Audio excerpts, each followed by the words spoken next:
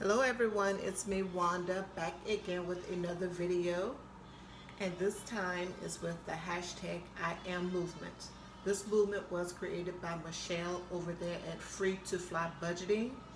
Please go check out her channel to see what all the hashtag I Am Movement is, and if you would like to participate, obviously contact her to see what all the details are, to see if you can become one of the featured presenters of the hashtag I am and whatever message it is that you would like to bring to us all. Thank you so much for joining me. My part of the hashtag I am movement is I am saving myself. And in this installment, I am saving myself by advocating for myself. Okay?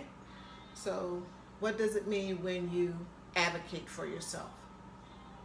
Basically, it just means you are speaking up for yourself in order, and I'm adding this part, in order that you get the best outcome for yourself.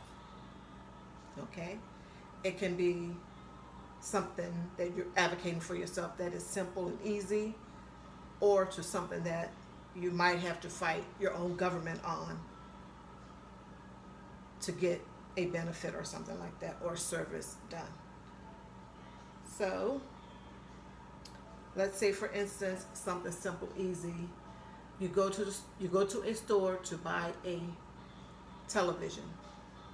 They charge you $30 over the price.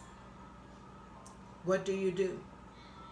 Well, Self-Advocacy says you return to the store with your receipt, of course, and you present your case that, hey, I came in here the other day, I purchased this TV, you all charged me $30 over the price. You may have a flyer or the ad on your phone saying that the price was $30 less than what they charge you. And then you settle it. Hopefully, the person that you're speaking with, the customer service person, sees that they overcharge you and they do the right thing. Either they give you cash back. If you did it on your credit card, they say we're going to, charge back to your credit card the $30 overage, or you get an in-store credit for the $30 difference. But you have to go and present your case. If you feel the need that you want to call or something like that, you can. But nonetheless, you have to advocate for yourself in order to get the best outcome for yourself. In this case, your $30 back in some way, shape, form, or fashion. So, self-advocacy, very important. How do you self-advocate at work? Well, if you need more training, do you ask your boss, supervisor, manager, hey, I need more training in this particular area or a particular area? Do you do that? Of course, you're asking for the training because you want to do your job better, faster, quicker, easier, possibly. As we know, sometimes in these work situations, someone has trained us and maybe some things were left out, missing, or maybe the training that they got, they did not get that information either. So you're going to advocate for yourself at work by asking for more training in the area that you need training in. Or you may need training or information on how to conduct a personnel evaluation, how to write an evaluation, how to run a productive meeting, how to handle, if you have any subordinates or people that work for you, under you, how do you handle the non-team players, something or another to that effect. But if you need to advocate for yourself at work, you have to open your mouth to someone. In all of these situations of self-advocacy, you have to speak, you have to talk, you have to speak up for yourself, which is what self-advocacy is. Are we doing that?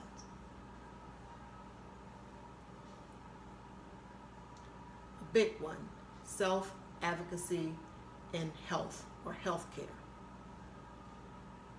We know that when we make appointments for the doctor, that they are trying to get us in and out, in my opinion, as quickly as possible. Get you in, find out what's going on, prescribe you something sometimes, and also they tell you things to do in between to help you with the issue that you are having.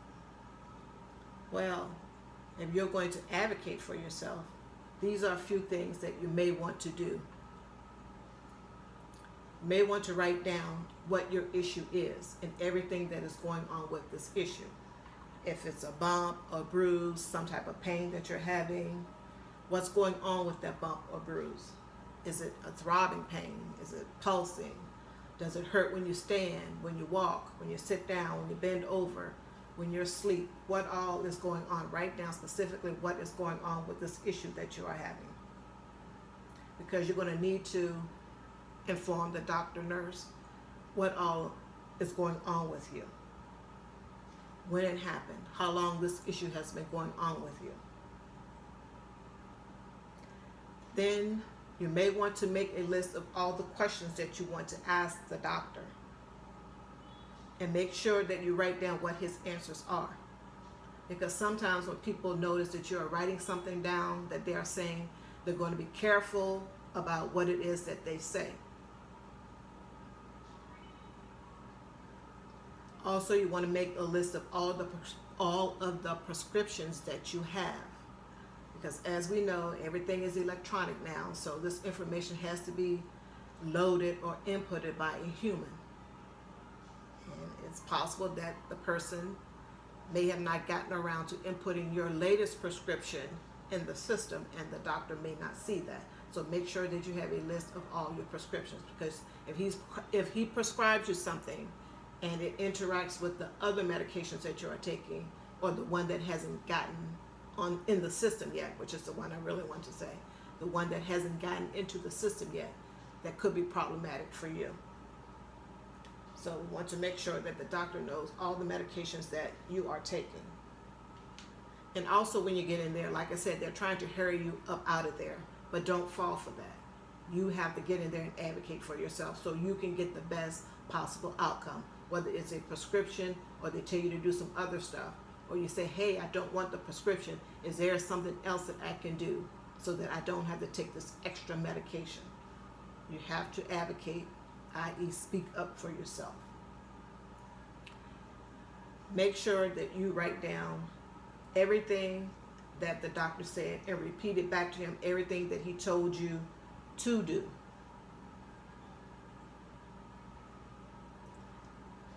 If you have it, make sure that you have a recent copy of your latest health record. I know most of these things are electronic, but you want to have it so that you can possibly tell the doctor, because once again, humans have to input this information into the system. Hey, I've had this issue, and this issue before regarding, let's say for instance, it was your knee or what have you.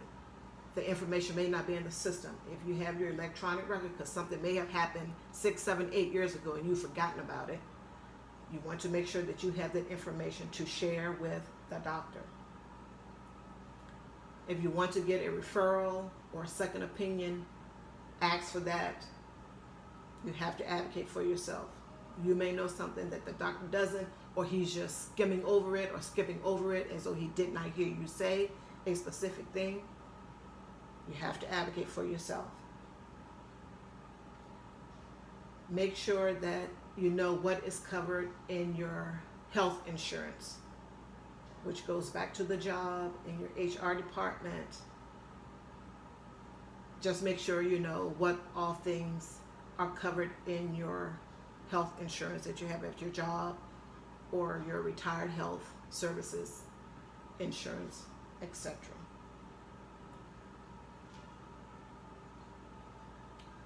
Also, once you get the bill, make sure that the stuff that's on the bill is correct. If it isn't, you're going to have to be calling your insurance company and say, hey, I did not get this service. This is incorrect. The number of days is incorrect. The number of hours I spent here is incorrect. Whatever it is that is incorrect, you have to call and advocate for yourself to get those charges removed. So, speak up for yourself. Doesn't matter what it is. Someone's trying to cut in front of you in line at the grocery store. No. Not going to happen today, partner.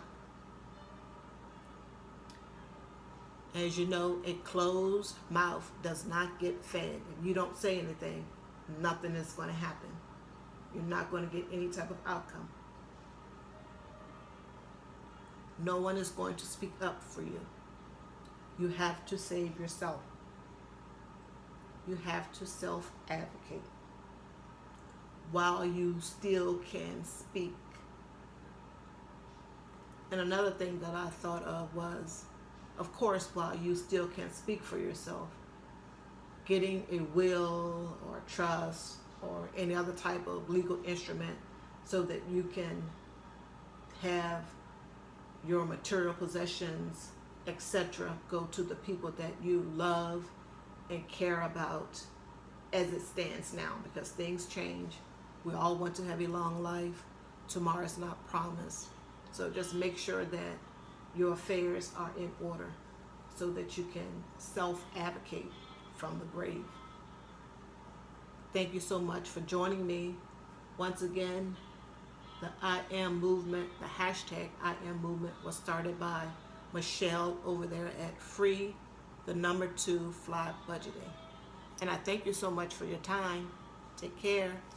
Bye-bye.